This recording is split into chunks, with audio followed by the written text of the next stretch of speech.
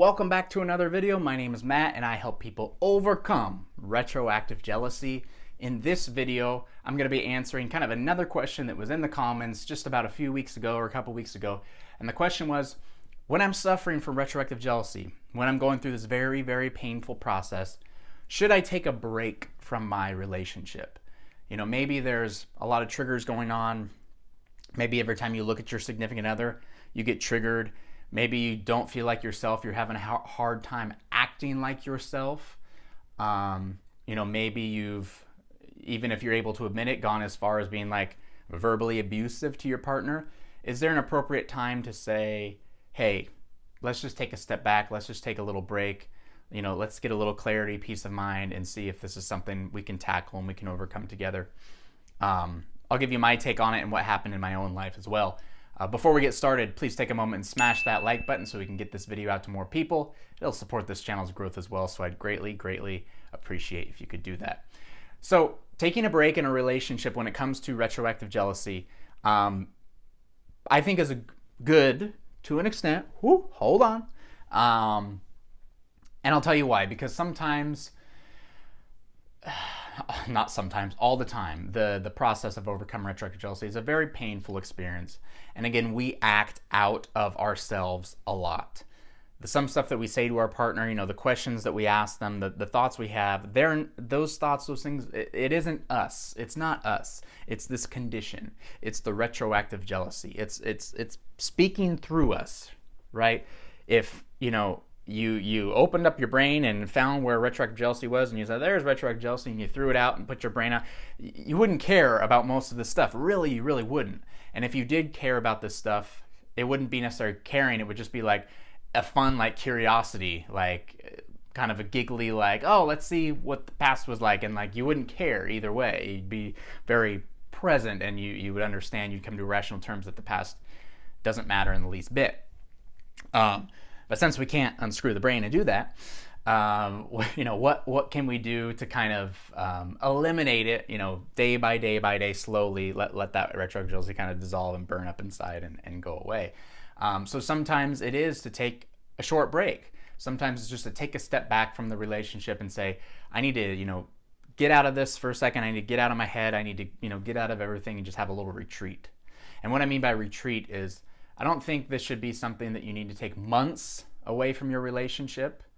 And I'll go into that in a little bit why. But if there's like, you know, hey, I have, you know, a, you know, weekend trip with the girls coming up. I'd like to go on it, you know, and it's just you that goes with the girls. Or if you're, hey, I got a bachelor party, I got the dudes trip coming up, like do something like that. I think that's very good, very therapeutic. You know, some people might have that attachment to their partner where they're like, no, like, I don't think I should go away from them. You know, I'm having the retroactive jealousy. What if something happens? And again, that's the RJ talking. But being able to take a break and disconnect from everything that's going on is very, very healthy. My worst time suffering from retroactive jealousy was towards the summer of 2017. That's when I was having suicidal thoughts, a lot of crazy stuff, panic attacks. And during that time, this wasn't something that I necessarily planned, like, oh, I need a break. But during that time, I was going to go visit my family. I live in Florida. They all live in Washington State and Oregon. So I was going to go visit them. My wife, she wasn't my wife at the time, my girlfriend, couldn't get the time off work to go do it. And it was 1 week. And so this was kind of like my thing, like, okay, I'm going alone home. And I was very worried about it. I was very worried about like having panic attacks on the airplane and not knowing what to do because it's like a 6-hour flight. A lot of things I was very, very worried about. But this week away from everything ended up being very therapeutic for me, okay?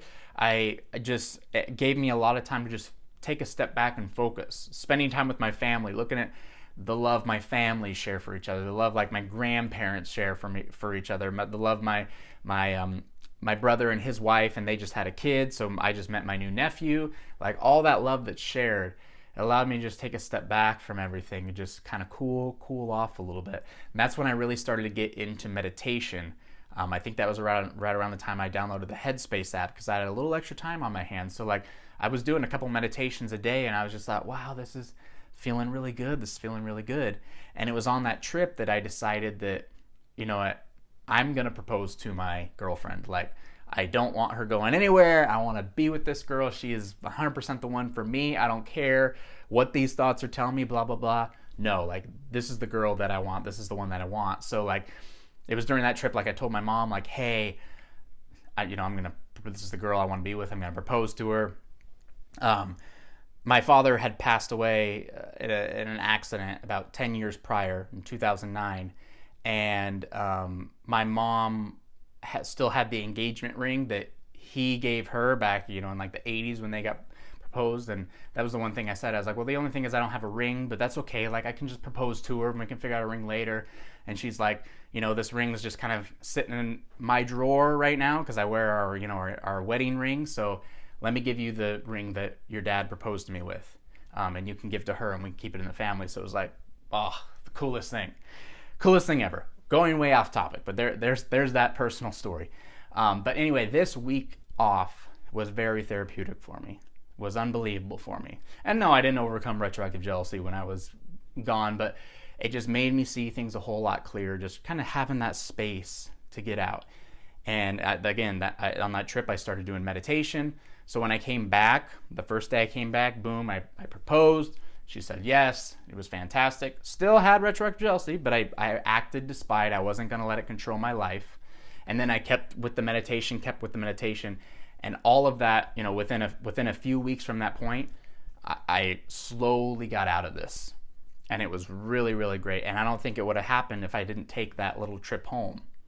So I think these little trips, these little breaks can sometimes be really good and give us ideas to step out of our head, to step out of the situation, see things from a distance, gain a lot more clarity. I think it's can be a very, very good thing. Now, taking months and months and 3 months and 4 months and a long period of time to work things out might not be always the best case, because here's why.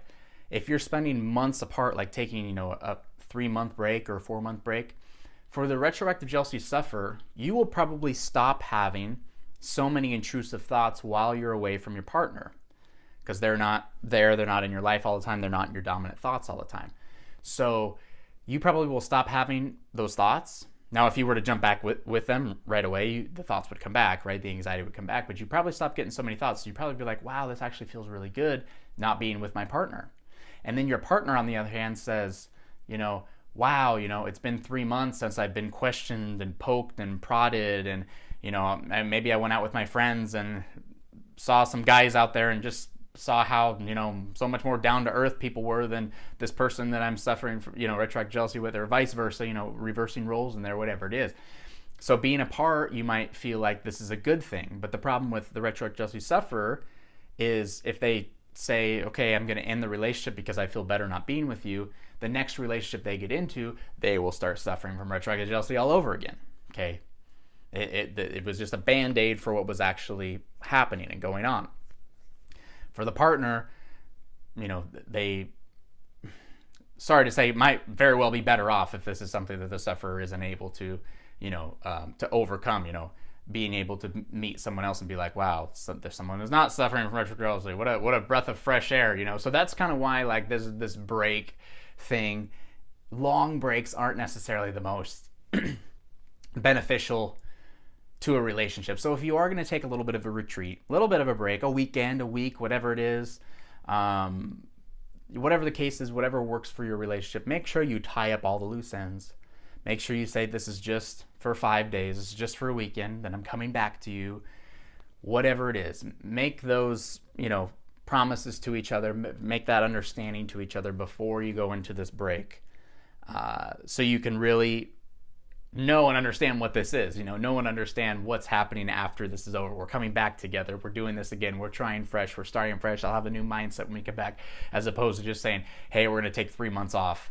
Hopefully I'm better, because that can just be, have all sorts of results and outcomes that might not eventually lead to the relationship coming back together. So just some food for thought, things to think about. Right now, obviously, as I'm filming this, recording this, it's pandemic time. Things are getting a little bit better. I don't know if there's a lot of places to go.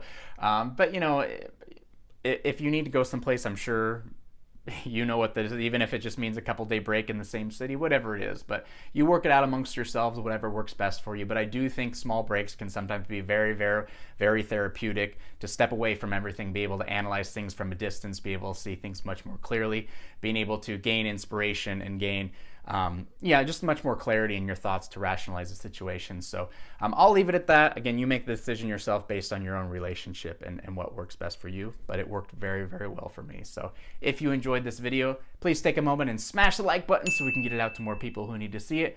Also, make sure to subscribe to this channel if you've not already done so for more Retroactive Jealousy content. Also, please check the links in the description below. Again, it's kind of my final days. I'm going to be doing my free meditation giveaway. So if you want to download the free meditation, Calming Retroactive Jealousy Thoughts, Calming Anxiety, like I said, meditation was the game changer for me. When I was on my little retreat back home was when I started, and within a month of doing that, I felt 99.999% better. So if you want to start kind of getting into meditation, you can download that. I still got kind of putting the pressure on some folks, and we're doing a 30-day meditation challenge.